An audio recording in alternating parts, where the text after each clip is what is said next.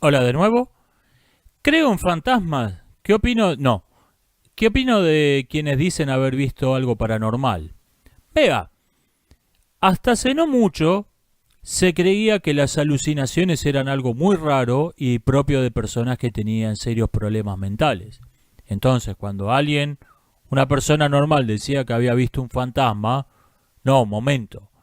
Esto es una persona razonable, no tiene motivos para mentir, eh, es un hombre de familia, trabaja, es una persona perfectamente normal, no tiene indicios de locura y está diciendo que vio un fantasma.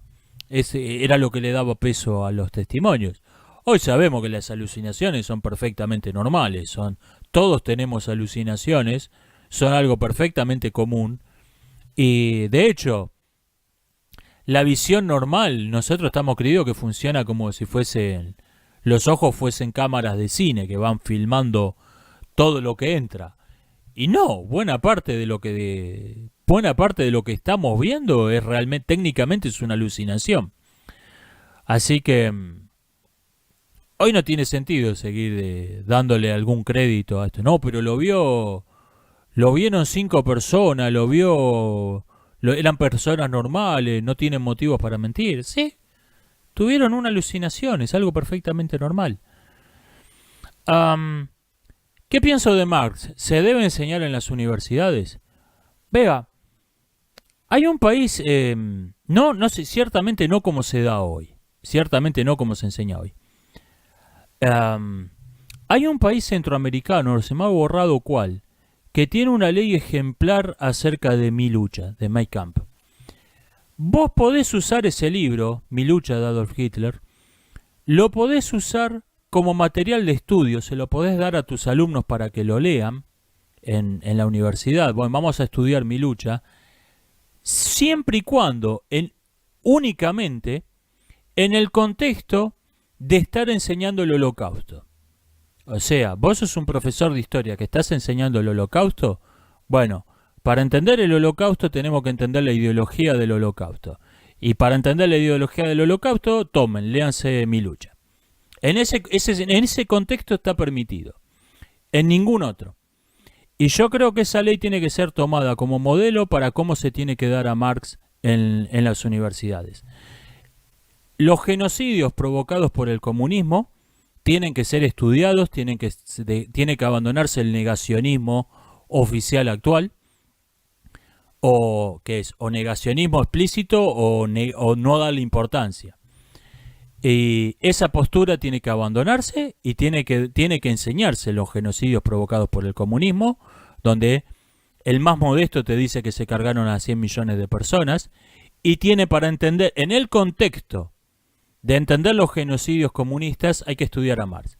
Miren, estos tipos se llamaban marxistas por un tal Karl Marx, un filosofastro del siglo XIX, que era un borracho que escribía a sueldo de un industrial pedófilo y escribió una serie de textos que son los que fundaron el marxismo. En ese contexto se tiene que estudiar a Marx. Para entender, en el contexto de estudiar la historia de los genocidios comunistas y del comunismo, que son inseparables, hay que estudiar a Marx. No como te lo dan hoy, vamos a psicología, vamos a estudiar a Marx, uno de los clásicos que revolucionó la psicología. Ciencias sociales, vamos a estudiar a los clásicos. Durkheim, Weber, Marx, porque Marx es uno de los grandes teóricos de las ciencias sociales. Y tenemos que comprender a este brillante pensador.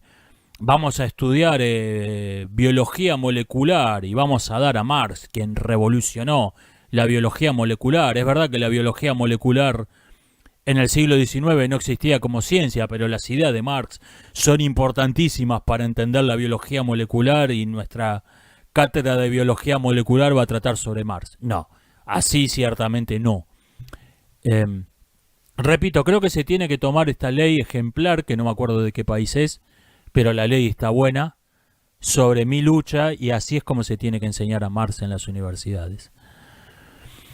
¿Qué pienso del animalismo y los derechos de los animales? Y en otro orden, en otra pregunta, pero en el mismo orden de cosas, ¿qué pienso de la carne artificial? Yo creo que el animalismo está confundiendo tiene una noción equivocada de lo que es un derecho. Nosotros tenemos, no puede haber un sujeto de derechos donde no hay alguien capaz de reclamar sus derechos. Si los animales tienen derechos, o sea, el concepto de derecho animal es un completo error. Si los animales tienen derechos y no saben que tienen derechos, tienen que tener un tutor legal que los represente. O sea, es el sueño del sindicalista. Estás representando, sos el delegado gremial de gente que ni siquiera sabe que existís, ni siquiera sabe que el gremio existe. Es el sueño del sindicalista, es el sueño húmedo de cualquier burócrata sindicalista. Es un completo error de concepto. Lo que tenemos los seres humanos respecto de los animales son obligaciones morales. Porque, no me acuerdo cómo dijo alguien, pero está muy bien dicho, yo no sé si un animal es capaz de razonar o pensar, sé que es capaz de sufrir y eso lo convierte en mi semejante. Extraordinariamente bien dicho. Los animales son capaces de sufrir y eso los convierte en nuestros semejantes. Por lo tanto, tenemos obligaciones morales hacia los animales. El concepto de derecho de los animales es un completo error de concepto. Es un disparate jurídico.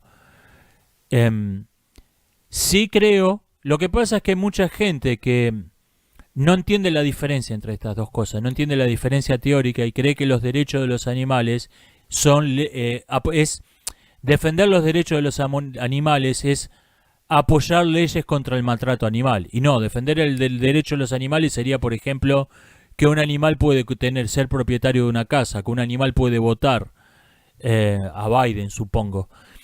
Esos serían derechos de los animales. Es un completo disparate. Lo que tenemos los humanos son obligaciones morales hacia los animales, hacia las otras especies con las que compartimos el planeta, y esta obligación moral se tiene que traducir en leyes de protección animal. Eso es lo que... Y que leyes que apunten, por cierto, no solo leyes que apunten a la protección de los ecosistemas, eso es otro disparate, sino leyes que específicamente apunten contra el maltrato a los animales, contra la crueldad contra los animales, contra la explotación innecesaria de los animales. Con eso estoy totalmente de acuerdo. Sobre la carne artificial, vi un video que hizo el Picalibro sobre este tema y estoy de acuerdo con que es un error llamar la carne, que no debería, cuando esto se comercialice, se está haciendo en una escala muy pequeña, pero se va a extender. Los paquetes, los envases no tienen que decir que es carne, tienen que decir que es alimento, imitación de carne, alimento con sabor a carne, alimento con propiedades nutritivas similares a la de la carne, pero no se puede promocionar como carne. Estoy de acuerdo con esto. Ahora, es una cuestión legal que realmente me interesa bastante poco. Lo que me interesa, lo que estoy viendo es que va a haber con las carnes artificiales, mal llamadas carnes artificiales, va a haber realmente una opción vegetariana para que tenga para abastecer a una persona de proteínas, porque hay un serio problema con toda doctrina religiosa o laica que predique el vegetarianismo, y es que los seres humanos necesitamos proteínas, y todo lo que tiene proteínas en algún momento anduvo caminando por ahí. Los sofismas con los que los vegetarianos intentan engañarse a sí mismos y engañar a otros son ridículos. Bueno, si se puede cultivar algo que tiene propiedades muy semejantes a la de la carne y especialmente tiene proteínas, va a ser posible una verdadera dieta vegetariana. Esto me parece una gran cosa. Soy bastante optimista con este tema, pero tengo algunas suspicacias, porque ¿de dónde va a salir la materia prima de...? La institución de la ganadería ciertamente no me agrada y si es eliminada me voy a poner contento. Tomen cualquier calamidad en la historia y remóntenle a sus causas, en 2 o 3 pasos se van a encontrar la institución de la ganadería. Desde Auschwitz a la esclavitud grecorromana, pasando por pasando por los mataderos humanos de Rosas en Argentina. Tomen cualquier calamidad histórica, en 2 pasos van a llegar a un matadero, del matadero humano van a llegar a un matadero de reses. Y si esa institución desaparece me voy a poner muy contento. Lo que pasa, pero, esa es la parte bonita, pero, ¿de dónde van a salir los materiales, las materias primas para la carne artificial, mal llamada?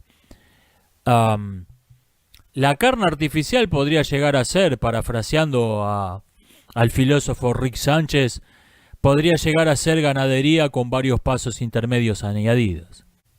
¿Qué pienso del cambio climático? Es una religión apocalíptica disfrazada de ciencia. Ni siquiera es falsa ciencia, no pertenece al ámbito de la ciencia. 2 más 2 igual 5 es falsa matemática. 2 más 2 igual bananas, ni siquiera es matemática. No es ni matemática falsa. 2 más 2 igual bananas, no pertenece al ámbito de la matemática. Bueno, las profecías no pertenecen al ámbito de la ciencia, no son ni siquiera falsa ciencia. Decir, la ciencia se ocupa de lo que es y de lo que fue. Cuando alguien me dice, la ciencia afirma que va a pasar tal cosa, o no sabe de lo que está hablando, o sabe de lo que está hablando y cree que yo no sé de lo que está hablando y me está tratando de tomar de idiota. Las profecías no pertenecen al ámbito de la ciencia. Ni siquiera son falsa ciencia. No pertenecen ahí. Los historiadores deben ser imparciales ante hechos históricos como el Holodomor. Tienen que ser objetivos el historiador, que es algo bien distinto, no es ser imparcial. El historiador tiene que decir, bueno, esto pasó, estos son los hechos, estos son los documentos, yo creo que las causas fueron estas. Tiene que ser objetivo.